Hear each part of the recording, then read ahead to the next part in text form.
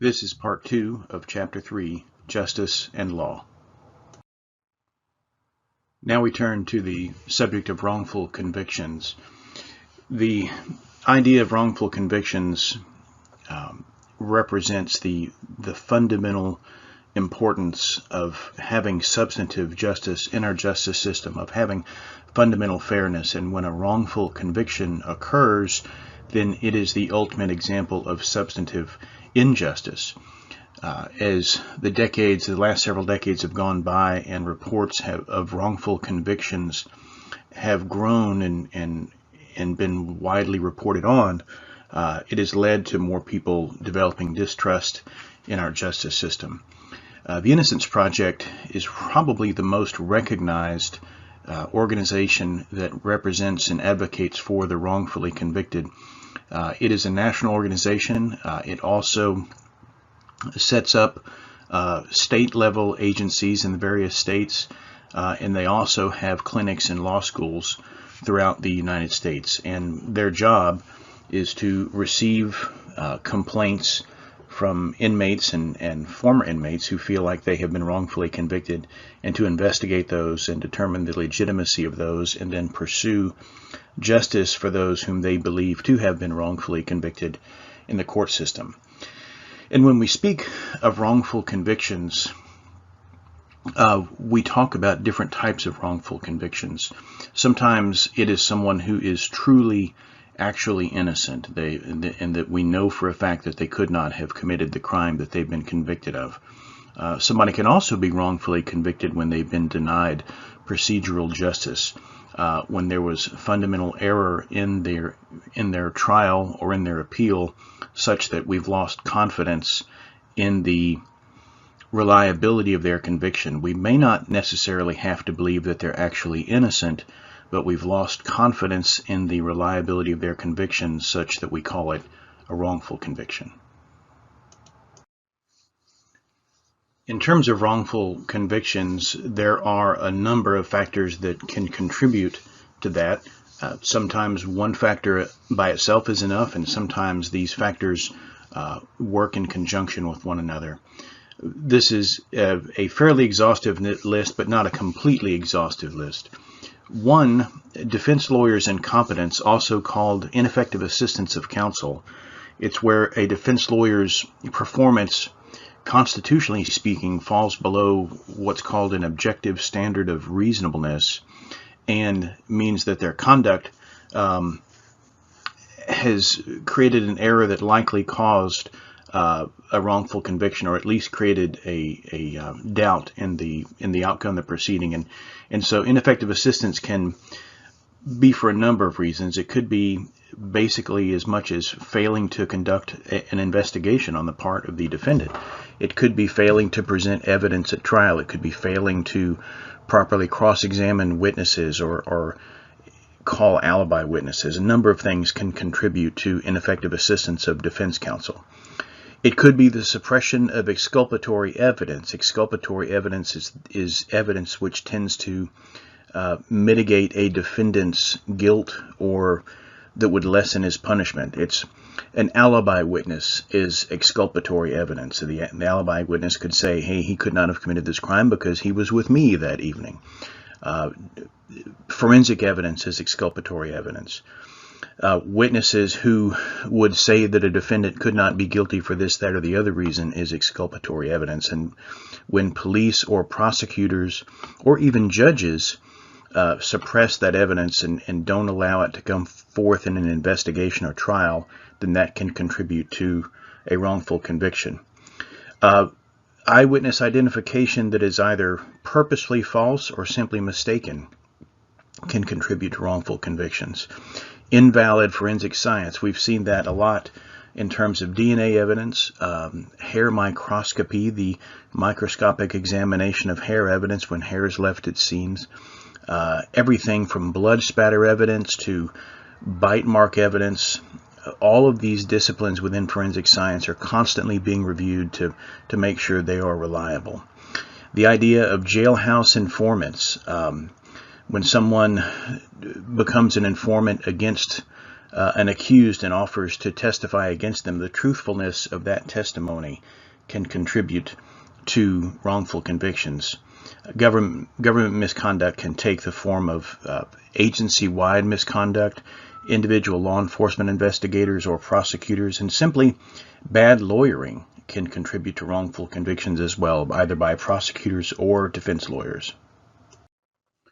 Implicit biases can come into play in wrongful convictions as well.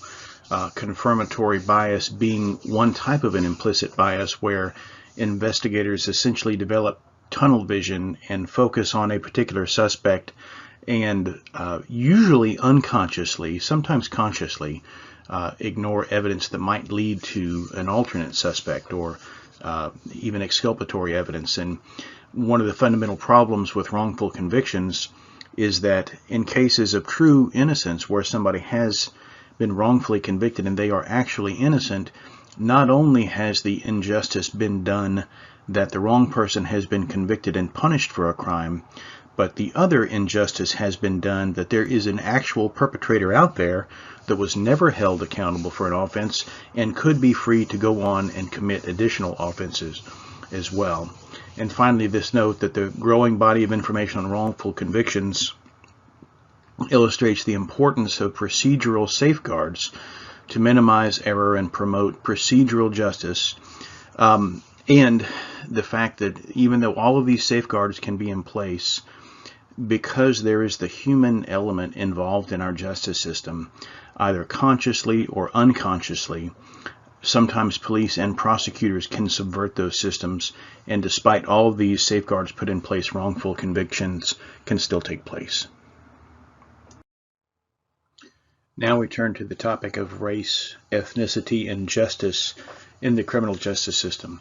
There is a vast gulf of difference between the perceptions about the criminal justice system between black and white populations.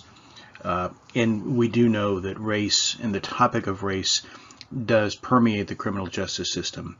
We know that there is a disproportional percentage of black defendants convicted and sentenced to jail versus other races.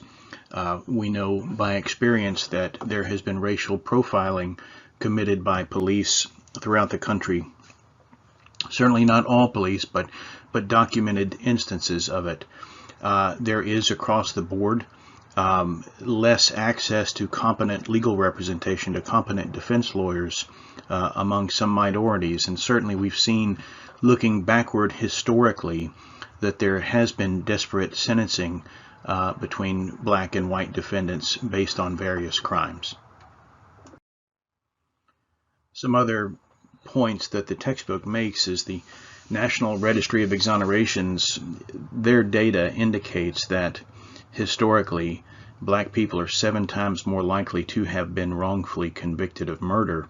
Now the text does note that there is a higher homicide rate in the black community than other communities, but the question then is that enough to justify the difference in wrongful convictions or not?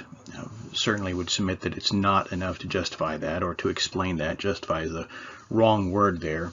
The text also notes that there's a greater likelihood of official misconduct by police and or prosecutors when the wrongfully convicted person is black.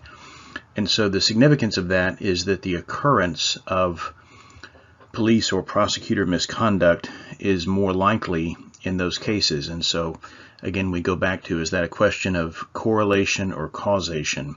And the text doesn't answer that, but it points out the fact that the prevalence is there. The Black Lives Matter movement, the recent in the last decade or so focus on race and ethnicity in the justice system has produced some real substantive changes. The President's Task Force on 21st Century Policing led to that as well. Essentially, these changes come about at the basic level of training for police officers, training for prosecutors, training for judges on the topics of use of force by police, how much force is justified, and in what appropriate settings. We discussed earlier the topic of implicit bias.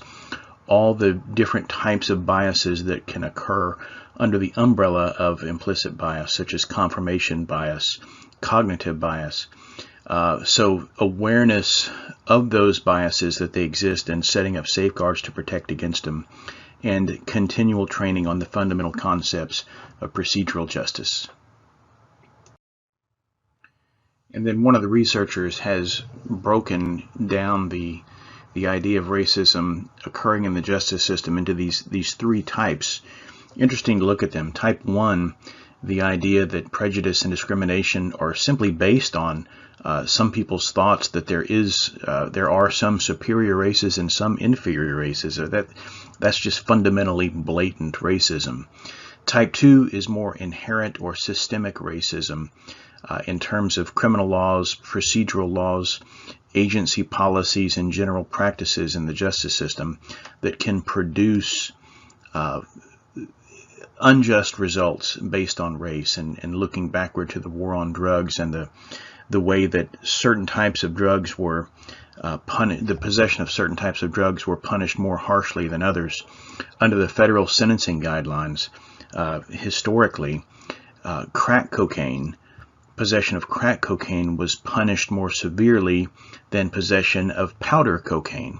And so an example of how that can produce unjust and racist results is that we know that historically white communities tended to use powder cocaine, and black communities at the time tended to use crack cocaine when cocaine was the focus drug. And so by punishing possession of one form of that cocaine versus greater than another form, that produced an inherently racist result, leading to this idea of systemic racism. And finally, type 3 is the idea that there are factors even outside the criminal justice system that add to systemic racism and unjust results. The whole culture of poverty and how to get people out of poverty and how to break that cycle of poverty, and stigmatism of being black or being another race, and general disparities in opportunity, disparities in healthcare and education and employment. All of these outside structural and cultural factors press in on the justice system and add to the likelihood of unjust or racially disparate results. Turning now to the subject of restorative justice. Restorative justice, different than substantive and procedural justice, this concept focuses on making things right, on compensation rather than punishment, rather than retribution. The idea would be that it focuses on making the victim whole, on bringing peace and order to a situation of conflict between a victim and an offender. The fundamental propositions behind it are that justice requires restoring victims, offenders, and communities who've been injured by crime, that everyone should have an opportunity to fully participate in this justice process, and that government's job is to restore order, but that the overall community should be about establishing peace within itself. It is the idea of reconciling an offender with the victim whom that offender has committed a crime against, and then reconciling that offender with the community of which he or she is a part. It's the idea of restoring order and restoring peace, which is an interesting concept, but as you think about this, would have limited application. Certainly the idea of resolving a disagreement or resolving a dispute or restoring a relationship between an offender and a victim might work well for, say, property crimes. If an offender damages property of someone or steals property from someone, even cases of simple assault causing some bodily injury, those types of crimes might be appropriate for the concept of restorative justice. But you can equally see that there are some crimes that just don't lend themselves to the idea of restoring relationship, of compensating a victim, and those of course are what we might call the more aggravated crimes. sex assault, robbery, murder, child abuse, those kinds of things. The concept of restorative justice really tended to take off back in the 70s and has continued since then. To be frank, it's not a big movement. It does not have a lot of traction in mainline concepts of justice in the criminal justice system, of resolving conflicts between procedural and substantive justice. Restorative justice still exists. There are still those that promote it, but most of the key players in the justice system, the stakeholders in the justice system, recognize that there's limited application. And along with that limited application, there are some problems associated with this idea of restorative justice. Certainly, the victims, someone whom has had a crime committed against them, could feel pressured to try and reach some agreement or reconcile with their offender when they're not ready, or for a crime for which there really cannot be any reconciliation. The text also points out that in restorative justice's goal to reach this community peace and this peace between an offender and victim, fundamental concepts such as due process might be disregarded, and that a defendant might actually be disadvantaged in this process as well. The idea of restorative justice is consistent with some of our bigger concepts such as ethics of care and utilitarianism, this what's good for society as a whole, and certain religious systems. Finally, this chapter concludes with the discussion of immoral laws and the moral person. Remember, one of the fundamental concepts we've discussed is that just because the law has been followed doesn't mean that a just result has occurred, that the law and justice are not synonymous, that justice stands for what is fundamentally right, whereas the law is a structure, a system of rules that society establishes through its form of government to create an orderly system. However, the law is not perfect, and the law is not inherently moral, and sometimes immoral laws can be created.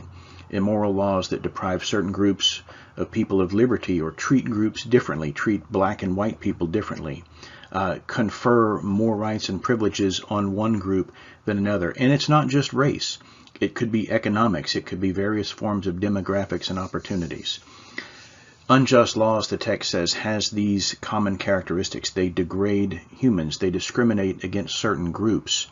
They are improperly passed by illegitimate governments, and they are applied unjustly. Remember that concept of due process? That also involves concepts of equal protection. So there can be an unjust application of laws. Remember, the idea of government is that people create a government, which then creates law, which then imposes that law back on the people whom created the government in the first place. And so just because something is law doesn't necessarily mean that that law is moral. They are not necessarily consistent, and the moral person then has an obligation to act when encountering immoral laws. Certainly we've seen that throughout history, throughout world history, and particularly history here in the United States, in the form of civil disobedience.